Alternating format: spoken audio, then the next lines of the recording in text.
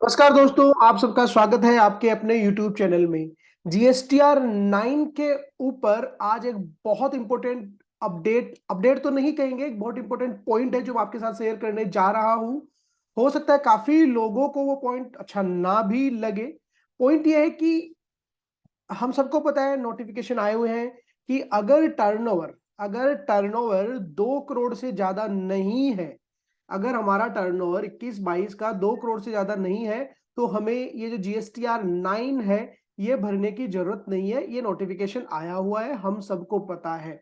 But एक situation ऐसी है, ऑल्दो उस सिचुएशन में भी मैंडेटरी तो नहीं है अगर आपका टर्नओवर 2 करोड़ से कम है तो, लेकिन मैं आपको एडवाइस करूंगा कि उस केस में भी आपको जीएसटीआर 9 भरना चाहिए। अगेन मैंडेटरी नहीं है एज पर गवर्नमेंट, बट मेरी साइड से आपको रिकमेंडेशन है कि उस केस में, उस सिचुएशन में आपको भरना चाहिए। क्या है वो सिचुएशन?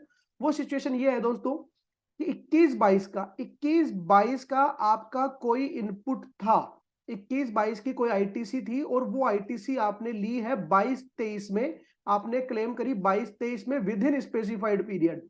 स्पेसिफाइड पीरियड आप सबको पता है, 30 नवंबर गवर्नमेंट ने डेट एक्सटेंड कर दी थी इसकी। तो अगर 21-22 का कोई इनपुट है, आपने 22-23 में लिया है विद इन स्पेसिफाइड पीरियड, उस केस में I request you, I suggest you कि आप जीएसटीआर 9 फाइल करो 21-22 की, और उसके कॉलम नंबर 8C में और टेबल नंबर 13 में, इन दोनों टेबल में दिखाओ कि हमने 21-22 का एक्स इनपुट जो भी है आपका एक्स वाई जेड इनपुट 22-23 में विद इन स्पेसिफाइड पीरियड लिया है।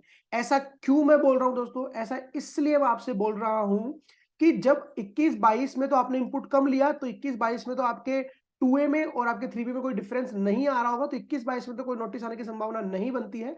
बट जब आपने 22-23 में आपकी रिटर्न भरी, तो 22-23 में आपने कुछ इनपुट 21-22 का भी लिया है, जबकि वो इनपुट 2A में तो 21-22 की में आ रहा होगा, लेकिन 3B में आया 22-23 की में, तो 2A में अमाउंट कम दिखेगा और 3B में ज्यादा दिखेगा।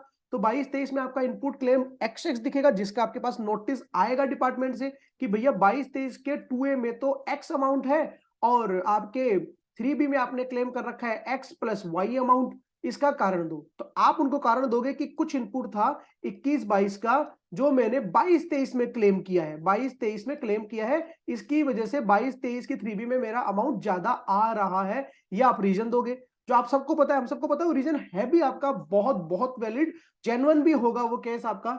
लेकिन उस समय आपको ये नोटिस का रिप्लाई देने में और डिपार्टमेंट को एग्री करने में हो सकता है आपको दिक्कत आए। तो अगर आपके पास पहले ही जीएसटीआर 9 आपने भर दी होगी 21-22 की, तो आपके पास वो ऑलरेडी एक सपोर्टिंग डॉक्यूमेंट रहेगा जिसमें आप दिखा पाओगे कि देखिए हमने ये 9 भी भरी हुई है, बकायदा इस 9 के टेबल नंबर 8C और टेबल नंबर 13 में हमने दिखाया हुआ है कि हमने 21-22 का इतना इनपुट 22-23 में लिया है। अगेन मैंडेटरी नहीं है, अगर टर्नओवर 2 करोड़ से कम है तो बिल्कुल भी मैंडेटरी नहीं है आपको भरना।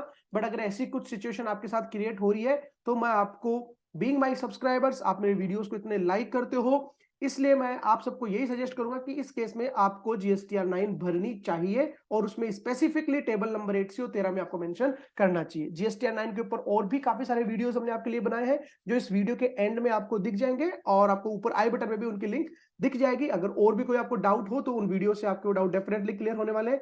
फिर भी अगर कोई डाउट आपका रहता है तो प्लीज कमेंट बॉक्स में आप आपका डाउट आप हमारे साथ शेयर करें, डेफिनेटली हम आपको समय के साथ उसका जवाब देने की पूरी पूरी कोशिश करेंगे। दोस्तों मिलते हैं नई वीडियो में नई जानकारी के साथ। Thank you so much. जय हिंद, जय भारत।